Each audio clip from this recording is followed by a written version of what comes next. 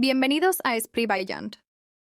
Esa pregunta con la que comenzamos no es una hipótesis, es el hallazgo frontal de la neurociencia moderna.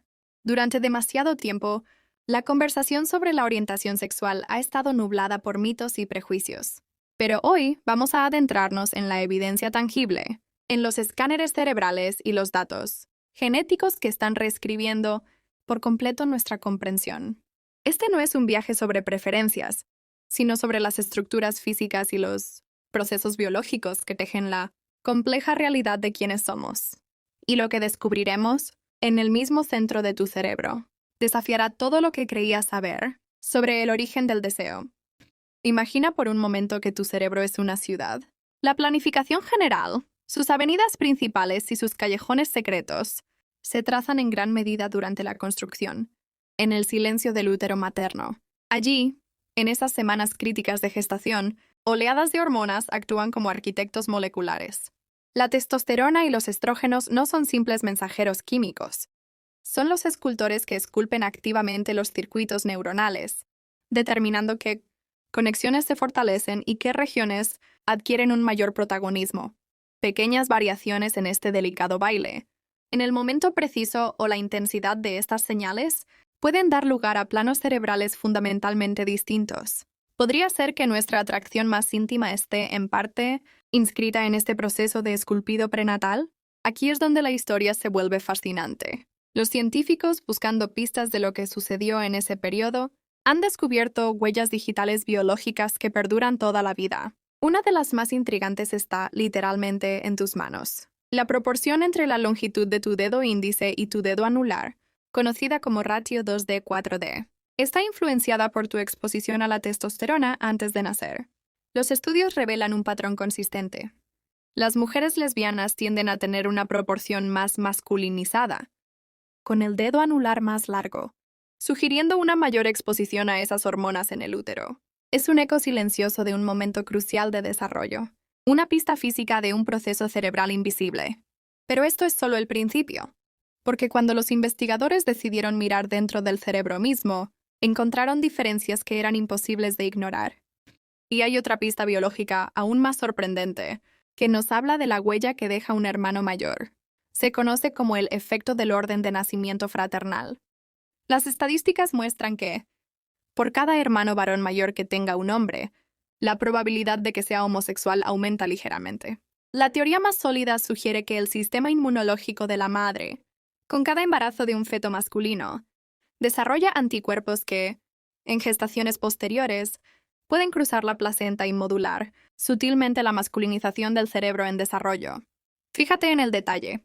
No se trata de psicología, de dinámicas familiares o de educación. Es pura biología, un diálogo silencioso entre el sistema inmunológico materno y el cerebro en formación que ocurre en la más absoluta oscuridad. Esto nos lleva a una pregunta inevitable. Si los cimientos se ponen tan temprano, ¿qué estructuras exactas están siendo moldeadas en el cerebro? La respuesta nos lleva directo a una pequeña región con un poder inmenso. Para entenderlo, debemos viajar al mismísimo centro de tu cerebro, a una estructura del tamaño de una almendra llamada hipotálamo. A pesar de su pequeño tamaño, este centro de control regula funciones vitales como la sed, el hambre, los ciclos de sueño y, lo que es crucial para nosotros, la conducta sexual. En la década de 1990, un neurocientífico llamado Simon Levey realizó un estudio pionero que sacudió los cimientos de nuestra comprensión. Al examinar cerebros post-mortem, descubrió que un núcleo específico dentro del hipotálamo, conocido como INAC3, tenía un tamaño significativamente diferente. En hombres homosexuales, esta región era más pequeña, asemejándose en dimensiones a la que se encuentra típicamente en mujeres heterosexuales. Este no fue un hallazgo aislado. Fue la primera pieza de un rompecabezas que confirmaba que estamos hablando de diferencias estructurales medibles y observables. Ahora, es vital aclarar algo crucial. Una diferencia en la estructura no implica una jerarquía de valor. No determina la inteligencia, la capacidad de amar o el valor de una persona. Simplemente nos muestra que existen múltiples planos válidos para construir un cerebro humano plenamente funcional. Es la neurociencia confirmando la diversidad natural. Pero el hipotálamo no trabaja solo. Otras regiones cercanas también muestran sus propias variaciones. Por ejemplo, el núcleo supraquiasmático, que regula nuestro reloj interno, puede contener el doble de neuronas en hombres homosexuales que en heterosexuales. Cada descubrimiento pinta un cuadro más complejo y rico. ¿Y cómo se traduce esta estructura en experiencia? Una de las claves podría estar en un lenguaje químico del que ni siquiera somos conscientes: las feromonas. Imagina un experimento elegante. Investigadores en Suecia expusieron a hombres y mujeres de diferentes orientaciones sexuales a compuestos químicos, derivados de hormonas sexuales, presentes en el sudor masculino y la orina femenina. Al monitorear sus cerebros, los resultados fueron reveladores. El hipotálamo de los hombres heterosexuales se encendía ante el olor del compuesto femenino, mientras que el de las mujeres heterosexuales respondía al masculino. Hasta aquí esperable. La sorpresa llegó con los hombres homosexuales. Su hipotálamo respondía al compuesto masculino de la misma manera que el cerebro de las mujeres heterosexuales. Es como si el centro de mando del deseo en el cerebro estuviera sintonizado a una frecuencia específica desde el mismo momento de su construcción. Esto nos lleva a un territorio profundo. La atracción no es solo un pensamiento consciente, es una respuesta neuroquímica automática, arraigada en circuitos primitivos que compartimos con otros mamíferos. Tu cerebro está respondiendo a señales invisibles, y cómo responde depende de su diseño fundamental. Pero la historia no termina en el hipotálamo. Si pudiéramos alejar el zoom y observar el cerebro en su totalidad, descubriríamos que la organización misma de sus dos mitades también cuenta una historia fascinante y reveladora. ¿Estás listo para ver el cuadro completo? Tu cerebro no es un bloque homogéneo. Es una estructura con dos hemisferios, y la ligera asimetría entre ellos es significativa. En la mayoría de los hombres heterosexuales, el hemisferio derecho es ligeramente más grande. En las mujeres heterosexuales, el cerebro suele ser más simétrico. Pero, ¿adivina qué? Los estudios del Instituto Karolinska en Suecia descubrieron que los hombres homosexuales tienden a mostrar un patrón de simetría cerebral más parecido al de las mujeres heterosexuales. Y de manera inversa, en mujeres lesbianas, el hemisferio derecho suele ser más prominente, similar al patrón masculino heterosexual. No se trata solo del tamaño de una sola estructura, sino de la geometría básica de todo el órgano. Esto sugiere que estamos ante patrones de organización completos que trascienden el sexo biológico tradicional. Y la complejidad no se detiene ahí. Con las modernas técnicas de neuroimagen, los científicos pueden mapear las autopistas de información del cerebro, lo que se conoce como conectividad. Aquí los hallazgos son igual de elocuentes. En hombres heterosexuales, hay una mayor conectividad dentro del hemisferio derecho, relacionado con el procesamiento visual y espacial. En hombres homosexuales, la conectividad es más equilibrada entre ambos hemisferios, un patrón nuevamente más similar al femenino. En mujeres lesbianas se observa el patrón inverso. Es como si cada cerebro siguiera un plano de cableado distinto, pero igualmente funcional. ¿No te hace esto preguntarte sobre la increíble plasticidad y diversidad de la que es capaz el sistema nervioso humano? Toda esta evidencia estructural y funcional apunta a un origen temprano. Estas no son diferencias que surjan por la educación, la cultura o las experiencias de vida posteriores. Son la firma de un desarrollo que se despliega desde el principio. Pero, por supuesto, surge la pregunta del millón.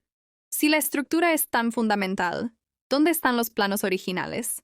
¿Están codificados en nuestros genes?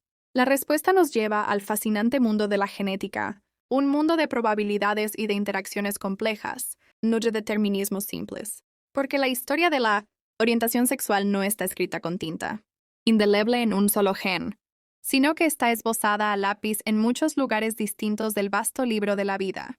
Durante décadas se ha especulado sobre un gen gay. La realidad, como suele pasar en biología, es mucho más interesante. Los estudios con gemelos nos dan la pista más fuerte. Si un gemelo idéntico, que comparte el 100% de su ADN, es homosexual, la probabilidad de que el otro también lo sea ronda el 30-50%. Es una cifra significativamente mayor que en la población general, lo que indica un componente genético claro. Pero si fuera puramente genético, la concordancia sería del 100%. El hecho de que no lo sea nos dice algo crucial. Los genes importan, pero no lo determinan todo. Actúan en conjunto con esos factores prenatales de los que hablamos. Es una danza intricada entre la herencia y el desarrollo, no un dictado unidireccional. El estudio genético más grande hasta la fecha, que analizó el ADN de casi 500.000 de personas, Identificó 5 variantes genéticas vinculadas al comportamiento homosexual. Sin embargo, en conjunto, estas variantes explican menos del 1% de la variación. Esto confirma que no existe un solo gen, sino una constelación de pequeños contribuyentes, cada uno con un efecto mínimo. Muchos de estos genes están relacionados con la regulación hormonal y el desarrollo del sistema nervioso, lo que enlaza perfectamente con todo lo que hemos visto. Surge entonces una pregunta evolutiva fascinante. Si la homosexualidad a veces reduce la reproducción directa, ¿cómo es que estos genes han persistido? Una teoría sugiere que estos mismos genes, cuando se expresan en mujeres, podrían aumentar su fertilidad. Otra teoría, la de la selección de parentesco, propone que individuos que ayudan a criar a sus sobrinos contribuyen a la supervivencia de genes compartidos. La diversidad en sí misma puede ser una ventaja para la resiliencia de nuestra especie. Ahora, debemos girar el enfoque, porque aunque la orientación sexual tiene bases biológicas profundas, la experiencia de vivir en un mundo que no siempre acepta esa diversidad tiene un impacto tangible y medible en el cerebro. El estrés de minoría, el estrés crónico por discriminación, prejuicio o rechazo, deja una huella neurobiológica. Afecta a la amígdala, aumentando la reactividad al miedo y la ansiedad. Puede reducir el volumen del hipocampo, crucial para la memoria, y debilita la corteza prefrontal, nuestra sede de la regulación emocional. Las mayores tasas de depresión y ansiedad en la comunidad LGBT no son un producto de su orientación, sino del veneno del rechazo social. Esto nos lleva a un punto de inflexión crucial. Si la orientación es innata y el rechazo la daña, ¿qué sucede cuando una persona intenta cambiar lo inmutable? La respuesta de la ciencia es clara y contundente. Las llamadas terapias de conversión no solo son ineficaces, sino profundamente dañinas. Intentar cambiar la orientación sexual es como intentar cambiar si eres diestro o zurdo, a un nivel fundamental. Puedes forzar un comportamiento, pero la estructura subyacente permanece. El conflicto interno que genera este esfuerzo es devastador para la salud mental. Todas las organizaciones médicas serias las rechazan. La pregunta real no es cómo se cambia, sino cómo construimos un mundo que no exija que las personas cambien quiénes son. La respuesta a esa pregunta define el tipo de sociedad que somos, y es donde nuestra historia encuentra su propósito más profundo. Entonces, ¿qué hacemos con todo este conocimiento? Este viaje por la neurobiología no es un mero ejercicio académico. Tiene implicaciones profundas y prácticas para cada uno de nosotros y para la sociedad que construimos juntos.